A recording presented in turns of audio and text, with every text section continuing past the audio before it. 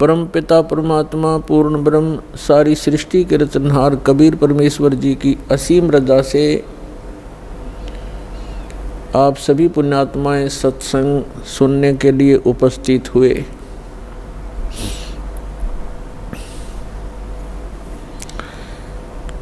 सत्संग में आने से जीव को पता चलता है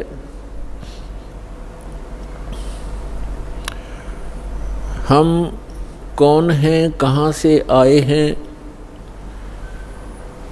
यहाँ ये मरने और जीने की व्यवस्था किस कारण से बनी हुई है, इस बात को प्रत्येक प्राणी महसूस करता है। जन्म हुआ अच्छी बात, परिवार हो गया बहुत ही अच्छी बात, पुत्र पुत्री हुए, संपत्ति कोठी बनी, बस क्या कहने। और फिर मृत्यु, ये मृत्यु वाली बात है, ये खटकती है। अब ये मृत्यु जो होती है ये एकदम विपरीत स्थिति है। सारा जीवन संतान के पोषण में, संपत्ति के जोड़ने में, कोठी और महल बनाने में लगा देता है प्राणी, और 1 मिनट के बाद पता नहीं पुत्र की मृत्यु हो जाती है, पुत्री मर जाती है, पुत्र वधू मर जाती है, माँ की मृत्यु हो जाती है, परिवार का परिवार भी नाश हो जाता है।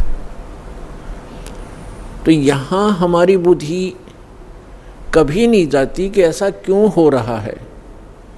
हमने एक ये परंपरा मान ली कि ऐसा होता ही है, ऐसा होता है, सबके साथ हो रहा है, इसलिए दुख तो होता है। लेकिन शेष बचे हुए ये सोचते हैं हम तो अभी कुशल हैं, बस ऐसे हम अटकलबाजी से यहाँ जी रहे हैं। तो परमात्मा कहते हैं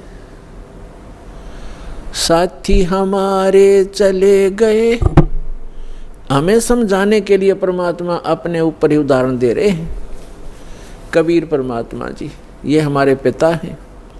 साथी हमारे चले गए, हम भी चालन हारे, कोई कागज में बाकी रह रही, ताते लगी है वारे।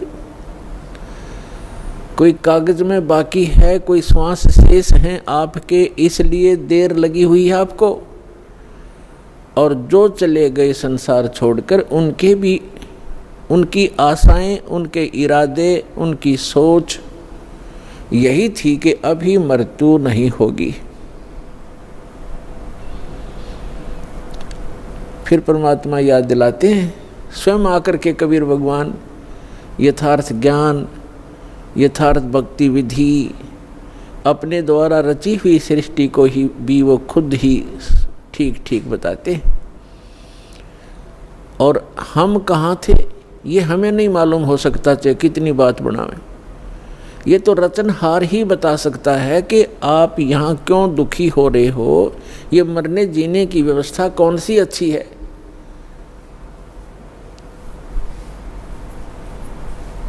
इस बात को सभी मानते हैं कि अच्छी नहीं है।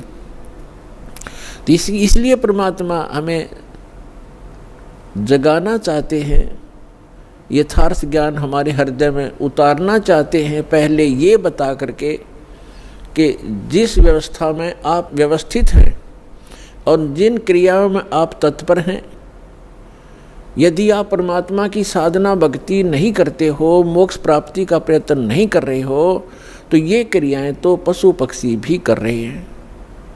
तो मानव शरीर की क्या आवश्यकता थी, जिसमें परमात्मा ने अच्छी सोच दी है, बुद्धि दी है, और समय पर गर्मी सर्दी प्राकृतिक आपदाओं से बचने की व्यवस्था भी हम कर सकते हैं। जैसे गर्मी से बचने के लिए कोई झोंपड़ी महल मकान बना सकते हैं, इतनी बुद्धि भगवान ने दी है। समय पर आहार करने के लिए हम पूर्व संग्रह कर लेते हैं,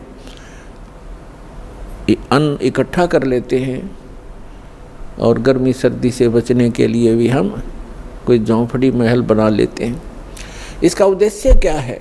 इसका उद्देश्य ये है, इन सब सुविधाओं को परमात्मा ने इसलिए दिया है कि आप प्राकृतिक आपदाओं से डिस्टर्ब ना हो सकें और भक्ति करते रहें। जैसे परमात्मा की प्राप्ति में ये आत्मा उसी समय से व्याकुल है जिस समय से ये उस परम पिता के उस सुखमय स्थल से, उस सतलोक से, अमरलोक से बिछुड़ कर आई है, उस परम पिता से दूर हुई है।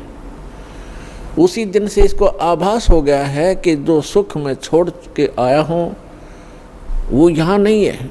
उसकी खोज में फिर ये अपनी अटकलबाजी से, जीव सोच से सोचने लगता है, प्रयत्न करता है। जैसे कोई निर्धन है, वो सोचता है कि धनवान सुखी होंगे, धन में सुख होगा, और धनी व्यक्ति को स्वप्न में भी सुख नहीं होता।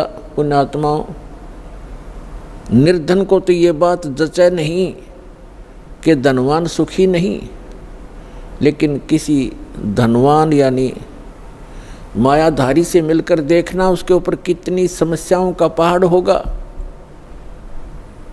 आप सोच भी नहीं सकते।